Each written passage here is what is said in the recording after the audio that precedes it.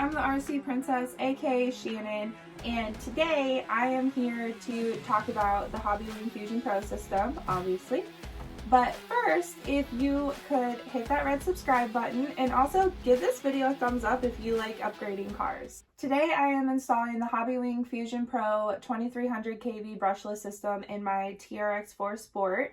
And I actually already put it in my Bronco, which is why I'm here today to tell you that this thing is amazing, because it blew my mind just how big of a difference it really made. So the one big thing with this is it retains torque and RPM level even if conditions change, so it gives you the best crawling even at the lowest of speeds. So you know, when in crawling you normally get to a spot where you have to give it just a little more throttle to get up and over. This allows you to not even have to do that. It just retains it and gives it effortless crawl. This thing is also waterproof, so going through, you know, the snow, mud, sand, anything, you're covered. It is good. It's also noise reducing, which adds to the scale realism feel to the car, and also it reduces heat, so you get a longer run time out of your batteries than you normally would. And who doesn't want more run time on a single battery? I do. So a little side note that I want to tell you guys, because I didn't realize this at first, but it's good. I have a solution for it. The Hobbywing motor has an XT60 plug, and these are the batteries that I normally run. They're Traxxas plug. So you're either gonna have to run different batteries or figure something out. I will tell you guys what I'm going to do is I'm going to solder a Traxxas plug onto this motor so I can still run these batteries. Now let's actually get into installing it because I'm super excited, and I will show you guys exactly how easy it is. Super easy. Okay, so I'm actually going to show you guys real quick right now without it installed, it crawling over this log thing I have here. So as you can see, it does good, but it's inconsistent.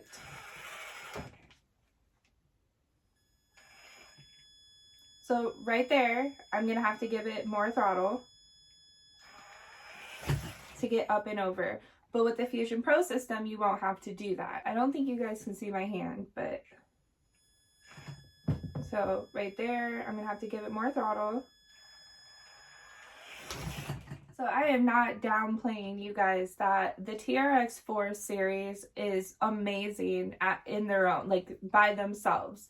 Just being able to get up over that is just amazing in itself. But with the Fusion Pro system, once you get a little more advanced and you start noticing things that you're like, wow, I wish I would change that or whatnot, this is where the Fusion Pro comes in, because it's amazing. And I can't speak highly enough about it. I'll just have to show you. But the first thing you want to do is you got to take the, I don't know, I call it the motor harness. I'm sure there's another name for it. But you have to take that off, and it's just 3 screws.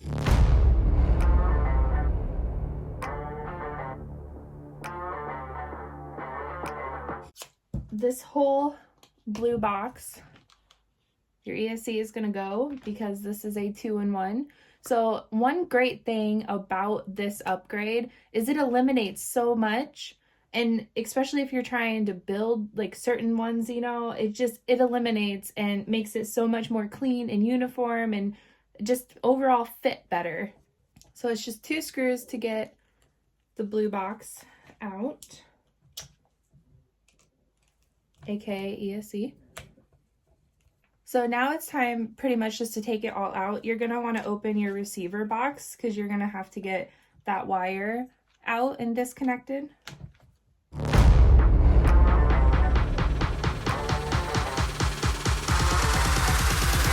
So that is just 5 screws to get that off. You got 2 on the little black piece and then 3 here. So now your ESC is in channel 2, 1 to turn, 2 to burn, right? You're going to take that out.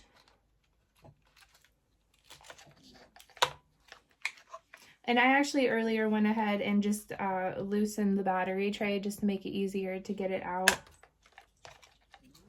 Oh, and you're going to have to disconnect. Oh, so this is what the thing I wanted to explain to you guys. So I have pro scale lighting on this. So if you're running stock with no lights, yours is going to look a little different than mine. So I have the light box. I have to unplug the white wire and the red wire, but if you don't have lights, then don't worry about that. And then the whole system just comes out and you're ready to put the new system in. So you're gonna have to take the motor plate off and the pinion gear off of the old one to put on the new one. So that's what we're gonna do right now. You also want to make sure that you remember where the holes are, like where your screws are in there.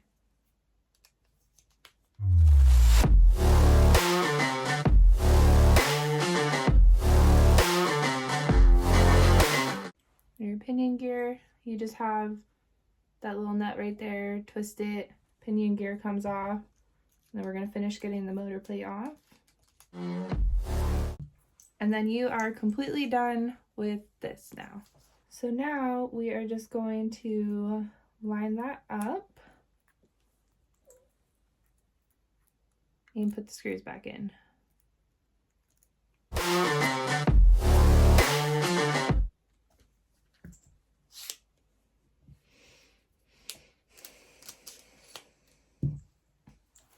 So one little thing to keep in mind, when we took this off of the stock, it was like that, right?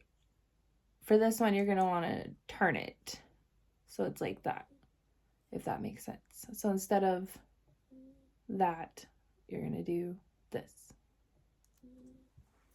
And I like to put it on there just enough so it won't fly off, but I can also move it if need be to adjust it to get the mesh good. Now we're ready to put this back in.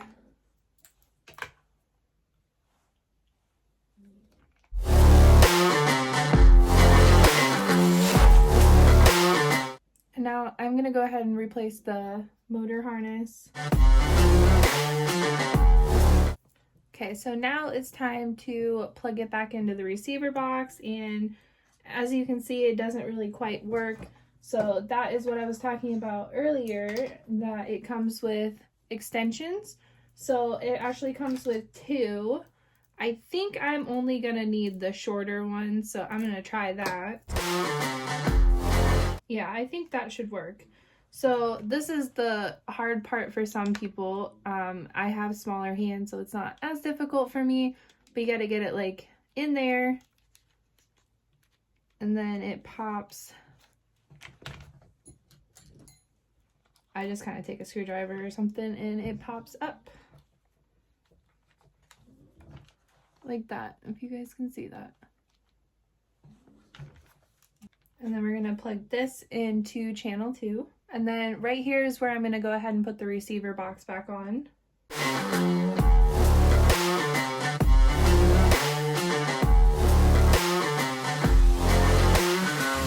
Okay, so I feel like here is a good place to stop and say this. So your lights will not work until you get a red wire soldered onto this. I have not done that yet for the sake of the video. I was trying to keep it as stock as possible. But yeah, I have the light kit in here, so it's not stock. But you will have to just solder, I think it's called a JST plug, onto your motor, and then your lights will work. It just plugs right into there. Super easy, super simple, not a big deal. If you don't know how to solder, your hobby shop will do it, or if you have a friend or something. So super easy, not a big issue. So I'm just gonna go ahead and put the screws back in the battery tray because I am like trying to lose them. Okay guys, so it is installed, but we are not done. We have to calibrate it. So you're gonna plug a battery in. We talked about earlier, if you run Traxxas batteries, this is an XT60 plug. So I am going to have this changed as well when I do the light plug. But for right now, I have an XT60 battery here. So you're gonna plug your battery in.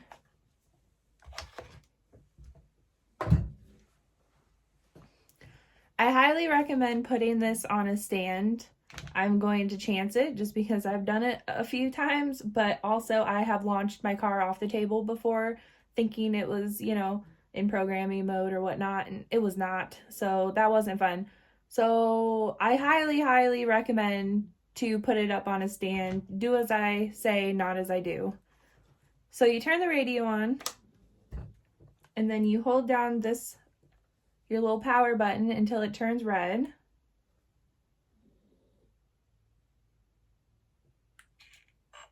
And it'll start beeping. So neutral, you push it, and then pull full throttle. I always cringe. It beeps twice. Full brake, beeps 3 times. Then it tells you, there you go, it's calibrated. All right, so it's all installed and ready to go. But yeah, it's going backwards. Well, that is where the programming card comes in to play. So on your power button, you just have this little black, I don't know, plug, I guess you would call it. You take that out, and this is where you're gonna hook in your programming card.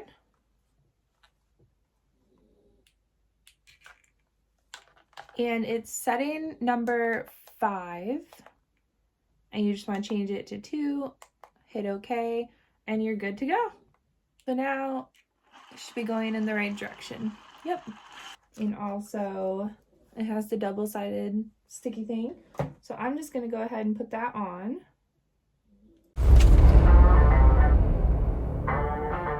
Look how slow that is. I am not doing anything. You guys.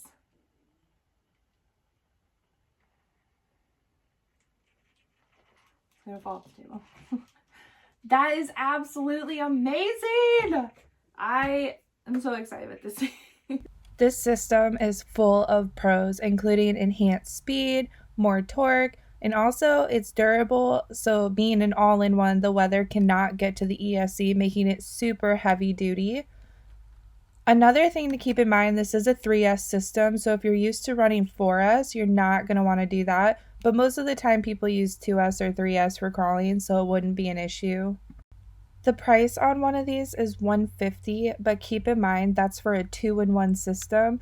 To buy a motor and ESC separately will most of the time have a higher price tag, so in my opinion, the price is more than fair.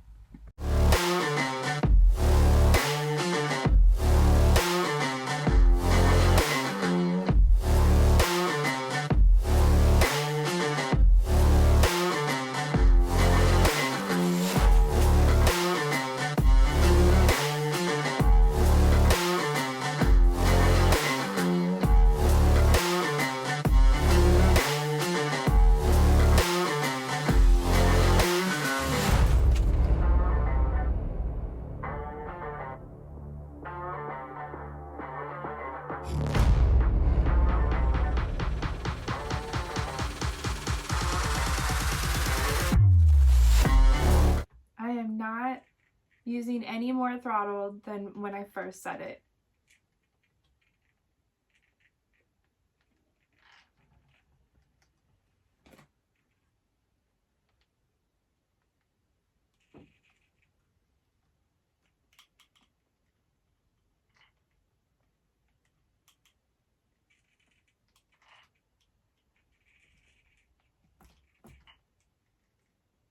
So there you have it, guys. The hobbywingfusion Pro system is absolutely amazing. I'm not sponsored by them, but I am so excited like I am because it's just absolutely amazing. I don't know what other words to use for it. You guys have got to get your hands on these and put one in.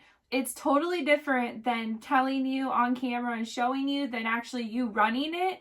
But you guys, I promise you, you're not going to be disappointed. You have got to get your hands on one. Let me know down in the comments below if you already have one or if you're planning on getting one. And also give this video a thumbs up if you like upgrading your cars. And don't forget to hit that red subscribe button. And I will talk to you guys in my next video. Bye!